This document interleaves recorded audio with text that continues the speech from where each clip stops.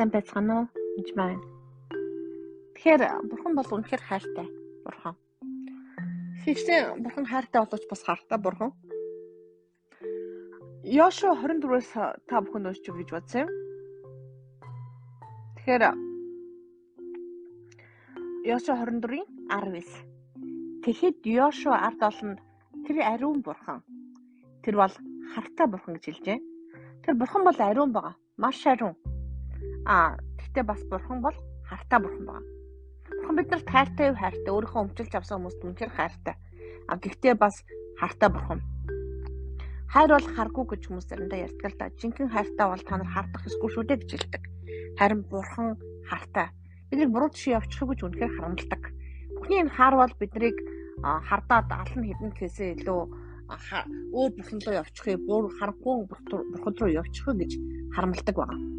Яг бол бурхан өөрөө ариун учраас бурхан биднэрт өв болгон үнэхээр ариун сүсийг өгсөн байдаг.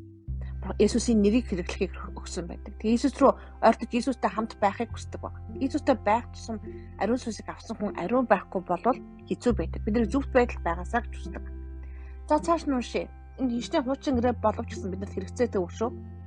Бурхныг хартай гэдгийг ойлгоход маш чухал. Тийм байх юм бол та ийшээ жишээгүйгээд ч юм уу буруу жишээ хийгээд Бурхныг аль болох уурлуулад байхыг хүсэхгүй болов гэж би бодож байна. Тэр ариун бурхан, тэр бол хартай бурхан. Тэр та нарын гэмт үлд болон нүглийг уучлахгүй тул та нар эзэнд үйлчилж чадахгүй. Та нар харийн буртад үйлчлэн эзнийг орхивол та нарт сайныг хийсэн тэр нүрээ буруулан та нарт гай зовлон авчиж та нарыг эргэн залхих болно гэв. Энэ хуучин гэрэн дээр ярьж байгаа шүү. Гэтэ эзэн бол үнэхээр уучлсан учраас Иесусыг явуулсан байна.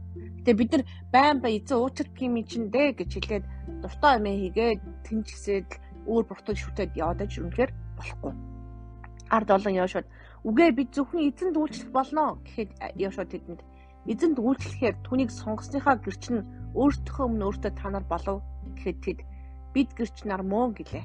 Тэгвэл одоо өөртөө дунд байгаа харийн бурхтыг авч хаяад Израилийн бурхан эзэнд сөгдөн түүнд зүрх сэтгэлээ хандуулах тун гэв. Ард олон Йошуад бид өөртөө бурхан эзэнд үйлчлэн түүнийг сонсож дуулууртаа даах болно гэлээ. Тийхүү Йошуа тэр өдөр ард олондоо гэрээ байгуулан Шахема тэдэн зориулсан зарлаг тогтоолыг гаргав. Йошуа эдгээр үгийг Бурхны хуулийн ном бичээд том чулуу аван түүнийг эзний ариун газрын зэрэгт байх царс модон дээр байрлуулав. Хайшаа бүх ард олон харагтун энэ чулуу бидэнд гэрч болог. Учир нь та бидэнд айлцсан эзний бүх үгийг та нар энэ чулуу сонссон. Та нар өөрсдийн Бурхнаас урах аваас энэ нь та нарыг буруутгах гэрч болог гэв. Ингээд Йошуа ард олонний тус тусын өвдөнд буцаа. Тэгэхээр бид эзэн бурханд Иесусыг хүлээж авахтаа амласан байдаг. Би таныг орхихгүй, хаяхгүй гэж. Бурхан бол таныг хизээч орхихгүй, хизээч хаяхгүй. Харин бид Бурханыг аях ч юм уу орхиж амлсандаа өрөхгүй байдаг. Харин Бурхан бол амлсандаа хүрдэг, заавалч хүрдэг шүү. Тэгэхээр бид нар Бурхан эзэнд үйлчлэн түүнийг сонсож дуулууртаа даах болно гэж. Тэр бидний хайр, Бурхан биднийг эхэлж хайрлсан учраас бид Бурханыг ялан бусдыг хайрладаг. Тэр хөршөө өөрийн адил хайрлаг гэж хэлж байгаа боловч үнэхээр ихэн нэгдүгээр тушаал бол эзэн Бурханыг хайрлах. Тэр Бурхан чамайг ямар их хайрлсныг мэдэхгүй болвол чи бусдыг хайрлаж бусдад үйлчлэхэд тэр нь хэцүү байдаг баг. Тэгвэл өөрийнхөө хүчээр хийх гэж оролдож байгаа. Хэрв та Бурханы хайрыг мэдэж Бурханы хайраар дүүрэх юм бол тэр хайраар аяндаа үйлчлэхгүй байхын аргагүй байдалд ордог. Нэгэнд тусалчихсан, хин нэгэнд үнэхээр эзний хайрыг мэдүүлчихсэн, хин нэгнийг ханахугаас гэрэлт гаргачихсан. Хин тулд үнэхээр хин нэгийг аврахт нь туслах байсан. Мэдээ жинхэнэ аврагч нь эзэн мөн үү мөн? Тийм бодовч чи авралт хүрэхийн тулд ямар нэгэн жинхэнэ гүүрний Иесус мөн үү мөн? Гэтэ чи үнэхээр зам болох гэж бусдад бас сайн мэдээ түгээхийн төлөө өөрөө ирэхгүй явах болно. Яг бол Бурхны хайрыг мэдсэн хүн тэрийг бүгдийг хийдэг. Энэ хайр бас мэдхэд бас олон үе шаттай юм шиг байна. Яг бол би урд нь үйлчилж байхдаа өөрийнхөө хүчээр болон Бурхны хүчээр хагасаар нь ч юм уу үйлчлдэг байсан л та.